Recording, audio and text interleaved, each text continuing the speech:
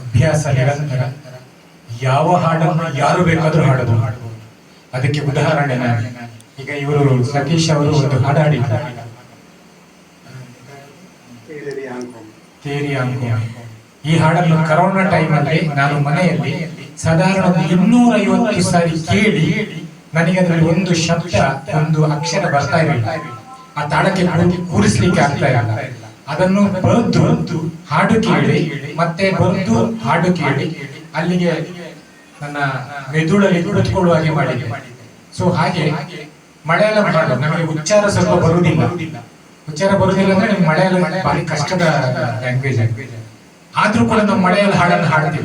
ನಮ್ಗೆ ಏನು ಗೊತ್ತಿಲ್ಲ, ಮಲಯಾಳಂ ಬಗ್ಗೆ ಗೊತ್ತೇ ಇಲ್ಲ. ಆದ್ರೆ ಅದು ಹಾಡಬೇಕಾದ್ರೆ ನಿರಂತರ ಅಭ್ಯಾಸ ಬೇಕು. ಅಕ್ಷರವನ್ನು ಬರೆದು ಅಕ್ಷರವನ್ನು ತೂಗಿ ಹಳೆದು ಪ್ರಯತ್ನ ಮಾಡಿದ್ರೆ ಖಂಡಿತವಾಗ್ಲೂ ಎಲ್ಲರಿಗೂ ಹಾಡ್ಲಿಕ್ಕೆ ಆಗ್ತದೆ. ಇವತ್ತು ಕೆಲವರು ಆರಂಭ ಮಾಡುವಾಗ ಅನ್ಕೊಂಡಿದ್ದು ಬಾರಿ ಒಳ್ಳೆ ಹಾಡ್ತಾರೆ ಅಂತ. ಬಹಳ ತಪ್ಪಿದ್ದನ್ನು ಇಲ್ಲಿ ಹಾಡ್ಲಿಕ್ಕೆ ಹಾಡಬೇಡಿ ದಯವಿಟ್ಟು. ನೀವು ಸರಿಯಾದ ಹಾಡನ್ನ ಇಲ್ಲಿ ಹಾಡಿ, ಆಮೇಲೆ ತಪ್ಪಿದ್ದ ಹಾಡನ್ನ ಮನೆಯಲ್ಲಿ ಪ್ರಯತ್ನ ಮಾಡಿ, ಬೆಕ್ಕದಷ್ಟು ಪ್ರಯತ್ನ ಮಾಡಿ. ಒಂದು ಸಾರಿ 2 ಸಾರಿ ಅದೇ ಹಾಡನ್ನ ಇನ್ನು ನೀವು ಒಂದು 10 ಸಾರಿ, ಒಂದು 25 ಸಾರಿ ಪ್ರಾಕ್ಟೀಸ್ ಮಾಡಿದ ನಂತರ ನಾನು ಹೇಳಿದ್ದು ಸತ್ಯವ ಸುಳ್ಳು ಅಂತ ನೀವು ಹೇಳಿದ್ರಿ. ಯಾಕಂದ್ರೆ ನೀವು ಹಾಡ್ಲಿಕ್ಕೆ ಆಗ್ಲಿಲ್ಲ ಅಂತ ನೀವು ವ್ಯಥೆ ಪಡ್ತೀವಿ. ಅದೇ ಹಾಡನ್ನ ನೀವು ಖಂಡಿತವಾಗ್ಲೂ ಹಾಡ್ತೀವಿ ಅಂದ್ರೆ ಪ್ರಯತ್ನ. ಏನಾದ್ರೂ ಸಂದೇಶ ಕೊಡೋದಿದ್ರೆ ಯಾಕಂದ್ರೆ ನಮಗೆ ಇವತ್ತು ಅವಕಾಶ ಮೈಕ್ ಸಿಕ್ಕಿದೆ, ಒಂದೆರಡು ಶಬ್ದ ಮಾತಾಡುವ. ಧನ್ಯವಾದಗಳು. ಒಳ್ಳೆ ಸಜೆಷನ್. ಕಾರ್ಯಕ್ರಮ ಸುಸೂತ್ರವಾಗಿ ಸುಗಮವಾಗಿ ನಡೆಯುತ್ತದೆ. ನಮಗೆ ಕಾರ್ಯಕ್ರಮದ ಕೇಂದ್ರ ಬಿಂದು ಇನ್ ಟೈಮ್ ಬಂದಿದ್ದಾರೆ. ನಮ್ಮ ಸಾಕಷ್ಟು ಮೆಂಬರ್ಸ್ ಗುರುವಾರ ಆದಿತ್ಯವಾರ ಬರುವವರು ಎಲ್ಲರೂ ಸೇರಿ ಇಲ್ಲಿ ಬಂದರೆ, ಕೆಲವರಿಗೆ ಅನಿವಾರ್ಯ ಪರಿಸ್ಥಿತಿಯಿಂದ ಬರ್ಲಿಕ್ಕೆ ಆಗಿಲ್ಲ. ಅವರಿಗೂ ಅಭಿನಂದನೆಗಳು. ಯಾಕಂತ ಹೇಳಿದ್ರೆ ನೀವು ಮಾಡಿ ನಾವಿದ್ದೇವೆ ಅಂತ ಹೇಳಿದ್ದಾರೆ. ಇವತ್ತು ಕೂಡ ಒಳ್ಳೆ ರೀತಿಯಲ್ಲಿ ಅಭಿನಂದನೆ ಕಾರ್ಯಕ್ರಮ ನಡೆಯಿತು. ಅದನ್ನು ಒಳ್ಳೆ ರೀತಿಯಲ್ಲಿ ಅವರು ಸ್ವೀಕಾರ ಮಾಡಿದ್ದಾರೆ, ಒಳ್ಳೆ ಅಭಿಪ್ರಾಯವನ್ನು ಹೇಳಿದ್ದಾರೆ. ನಿಮಗೆಲ್ಲರಿಗೂ ನಮ್ಮ ಸ್ಟಾರ್ ಸಿಂಗರ್ಸ್ ಬಾಬಣ್ಣನ ನೇತೃತ್ವದಲ್ಲಿ ಎಲ್ಲ ಪದ್ಯ ಕಲಿಸುವಂತೆ ನಾವಿಲ್ಲಿ ವ್ಯವಸ್ಥೆ ಮಾಡ್ತೇವೆ. ಮತ್ತೆ ಇಲ್ಲಿ ನಿಜವಾಗ್ಲೂ ಇಲ್ಲಿ ಹಾಡ್ಲಿಕ್ಕೆ ಸ್ಟಾರ್ಟ್ ಮಾಡಿದವರು ಬೇರೆ ಕಡೆ ಕೂಡ ಒಳ್ಳೆ ರೀತಿಯಲ್ಲಿ ಹಾಡ್ತಾ ಇದ್ದಾರೆ. ಇಲ್ಲಿ ಬರುವಾಗ ಕೆಲವರು ಜನರಿಗೆ ಹಾಡ್ಲಿಕ್ಕೆ ಗೊತ್ತಿದ್ದು ಬಂದವರು ಇರ್ಬೋದು, ಮ್ಯಾಕ್ಸಿಮಮ್ ಜನ ಗೊತ್ತಿಲ್ಲದೆ ಬಂದವರು. ಅದ್ರ ನಂತರ ಇಲ್ಲಿ ಎಲ್ಲರೂ ಕಲ್ತ ಹೇಳಿದಾಗ ಮಾತ್ರ.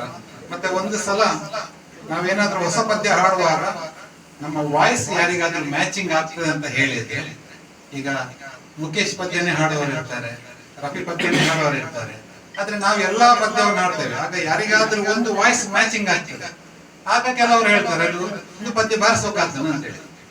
ಆಗ ಅದರಲ್ಲಿ ನೀವು ಫರಕ್ ಕಂಡು ಹಿಡಿದ್ರೆ ಮಾತ್ರ ಬಾರಿಸೋಕಾಗ್ತದೆ. ಯಾಕಂತ ಹೇಳಿದ್ರೆ ಅದು SP ವಾಯ್ಸ್ ನಿಮಗೆ ಮ್ಯಾಚ್ ಆಗ್ತದೆ ಅಂತ ಹೇಳಿದ್ರೆ ಅವರು ಮತ್ತೆ SP ಸಾಂಗ್ಸ್ ಅನ್ನು ಹುಡ್ಕೊಂಡೇ ಹೋಗ್ಬೇಕು. ಆಗ ಅವ್ರದ್ದು ಎಲ್ಲ ಪದ್ಯ ಹಾಡೋದು.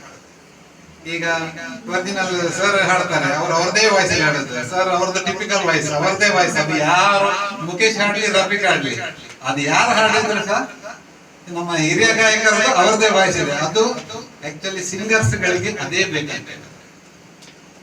ನೀವು ಯಾರನ್ನು ಕಾಪಿ ಮಾಡಬಾರದು, ನಮ್ಮ ವಾಯ್ಸ್ ಅಲ್ಲೇ ಹಾಡಬೇಕು. ನಮ್ಮ ವಾಯ್ಸ್ ಅಲ್ಲೇ ಸ್ಟೇಜ್ ಅಲ್ಲಿ ಹಾಡಿ ಇನ್ನೊಬ್ರು ನಮ್ಮ ವಾಯ್ಸ್ ಅನ್ನು ರೆಕಗ್ನೈಸ್ ಮಾಡಬೇಕಂತ ಹೇಳ್ತಾರೆ. SP ಹೇಳಿದ್ದಾರೆ, DSP ಕೂಡ ಹೇಳಿದ್ದಾರೆ. ನಾವೇನ್ ಮಾಡ್ತೇವೆ, ನಾನು ಜೇಸುದಾಸ್ ಪದ್ಯ ಹಾಡುವಾಗ ಒಂದು ಪದ್ಯ ಗೆಡ್ಡೆ ಸ್ವೀಟ್ ಹಾಕೊಂಡು ನೆಕ್ಸ್ಟ್ ಮತ್ತೆ ಜೇಸುದಾಸ್ ಹುಡುಕ್ತಾ ಹೋಗ್ತೇನೆ. ಅಂದ್ರೆ ನಮ್ಗೆ ಖುಷಿ ಆಗುದು. ಯಾವಾಗ ಸಂಗೀತದ ಲಯ ಅದು ಏನು ತಾಳ ಅದು ಹೆಚ್ಚು ಗೊತ್ತಿಲ್ಲ, ಅದ್ರ ಬಗ್ಗೆ ಐಡಿಯಾ ಇಲ್ಲ. ಇಲ್ಲಿ ಇವರು ತಾಳ ತಪ್ಪುವಾಗ ನಾನು ಆಲೋಚನೆ ಮಾಡೋದು, ತಾಳ ಯಾರು ಯಾರಾಗ್ತಾರೆ ತಾಳ, ಇವ್ರದ್ದು ತಾಳ ಯಾವ್ದು, ಅದ್ರಲ್ಲಿ ವೇರಿಯೇಷನ್ ಅದು ಇದೆಯಲ್ಲ. ಇದು ನಮ್ಗೆ ಯಾವ್ದು ತಲೆಗೆ ಹೋಗೋದಿಲ್ಲ. ನಮಗೆ ನೀವ್ ಹೇಳಿದ್ರೆ ವಾಯ್ಸ್ ಜೇಸುದಾಸ್ ವಯಸ್ಸಿಗೆ ಗೆಡ್ಡೆ ಪತ್ತನ ಅಂತ ಹೇಳಿದ್ರೆ ಮರು ದಿವಸ ಮತ್ತೆ 2 ಜೇಸುದಾಸ್ ಪದ್ಯಕ್ಕೆ ಹಾಡಿ ಬರೋದು. ಹೌದಲ್ಲ? ಇದು ನಾವು ಕಲಿಯುವ ಸಿಂಗರ್ಸ್ ಇದು ಗುಣಲಕ್ಷಣ. ನಾವು ಕಲ್ತಾದ್ಮೇಲೆ ಮಾತ್ರ ಇನ್ನೊಬ್ಬರಿಗೆ ಹೇಳ್ಬೋದು. ನಮಗೆ ಸಂಗೀತದ ಬಗ್ಗೆ ನಾಲೆಜ್ ಇಲ್ಲದೆ ತಪ್ಪು ಹಾಡ್ತಾರ ಅಂತ ಹೇಳ್ತಾರಲ್ಲ ನಾವು, ಅದೀಗ ನಮ್ದು ಸಹ ತಪ್ಪಾಗ್ತದೆ. ಈಗ ಬಾಬಣ್ಣ ಹೇಳ್ತಾರೆ ಮತ್ತೆ ತಪ್ಪು ವಂಚ ನಿಂಚ. ಎಸ್, ಅವ್ರು ಕೇಳಿರ್ತಾರೆ. ಅವ್ರ ಪದ್ಯದನ್ನು 50-60 ಸಾವಿರ ಹಾಡಿರ್ತಾರೆ ಸಲ. ಆಗ ಅವ್ರಿಗೆ ಗೊತ್ತಿರ್ತದೆ ಇವ ಎಲ್ಲಿ ತಪ್ಪಿದ್ದಾನೆ ಅಂತ ಹೇಳಿ. ಹಾಗೆ ದಯವಿಟ್ಟು ಯಾರಾದ್ರೂ ಈಗ ನಮ್ಮಂತವ್ರು ಹೇಳಿದ ಸಹ ತಪ್ಪು ತಿಳ್ಕೊಳ್ಬೇಡಿ, ನೀವು ಸಹ ಅದರಲ್ಲಿ ತಪ್ಪು ಹುಡುಕಿ. ಮತ್ತೆ ಒಳ್ಳೆ ಗಾಯಕ ಅವನ ಪದ್ಯದಲ್ಲಿ ಎಲ್ಲಿ ತಪ್ಪಾಯ್ತಂತ ಅವನಿಗೆ ಗೊತ್ತಾದ್ರೆ ಮಾತ್ರ ಅವ ಗಾಯಕ. ಆದ್ದರಿಂದ ಅದನ್ನು ನಾವು ಫಾಲೋ ಮಾಡಬಹುದು. ಎಲ್ಲರೂ ಒಳ್ಳೆ ಗಾಯಕರೇ, ನಾವು ಸಹ ಒಳ್ಳೆ ಗಾಯಕರಾಗಿ ಇಂತಹ ಒಂದು ಸಮಾಜ ಸೇವೆ ಆಗಲಿ, ರಾಷ್ಟ್ರೀಯ ಪ್ರಶಸ್ತಿ ಆಗಲಿ, ನಮ್ಮ ರಾಜ್ಯ ಪ್ರಶಸ್ತಿ ಆಗಲಿ ನಿಮ್ಗೆ ಎಲ್ಲರಿಗೂ ಬರಲಿ. ಇಲ್ಲಿ ಬಂದು ಒಂದು ನಮ್ಮ ಅವಾರ್ಡ್ ತಗೊಳ್ಳುವ ಅವಕಾಶ ನಿಮ್ಗೆ ಎಲ್ಲರಿಗೂ ಭಗವಂತ ಕಲ್ಪಿಸಲಿ ಅಂತ ಹೇಳುತ್ತಾ ನನ್ನ ಮಾತುಗಳನ್ನು ಮುಗಿಸ್ತೇನೆ. ಧನ್ಯವಾದ.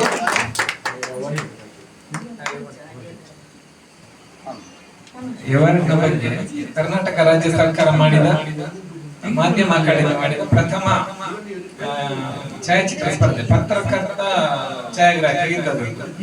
ಅದರಲ್ಲಿ ಸುಮಾರು 150 ಜನ ಭಾಗವಹಿಸಿದ್ದಾರೆ, 300 ಫೋಟೋಸ್ ಬಂದಿದೆ. ನಾನು ಮೈಸೂರಲ್ಲಿ ಸಂಕ್ರಾಂತಿ ದಿವಸ ಒಂದು ಕಿಚ್ಚು ಹಾಯಿಸುತ್ತಿದ್ದೆ, ಆ ಫೋಟೋ ನಾನು ತೆಗೆದಿದ್ದೆ. ಅದಕ್ಕೆ ಬಹುಶಃ ತುಂಬಾ ಟ್ಯಾಲೆಂಟೆಡ್ ಫೋಟೋಗ್ರಾಫರ್ಸ್ ಇದ್ರಲ್ಲಿ. ಅದರಲ್ಲಿ ನಿಮ್ಮ ಆಶೀರ್ವಾದ ಇಲ್ಲ ಸಿಗ್ಲಿಕ್ಕೆ ಸಾಧ್ಯವೇ ಇಲ್ಲ ನನಗೆ ಅಂತ ನಾನು ತಿಳ್ಕೊಂಡಿದ್ದೇನೆ. ಮತ್ತೆ ಅದರಲ್ಲಿ ಒಂದಂದ್ರೆ ಮೊನ್ನೆ 1 ಲಕ್ಷ ನಂದು ಖರ್ಚಾದ, ಅದರಲ್ಲಿ 35,000 ನನಗೆ ಅದರಲ್ಲಿ ಸಿಕ್ಕಿದೆ ಅವಾರ್ಡ್. 65 ಇನ್ಸೂರೆನ್ಸ್ ಪಾಸ್ ಆಗಿದೆ. ಥ್ಯಾಂಕ್ಸ್.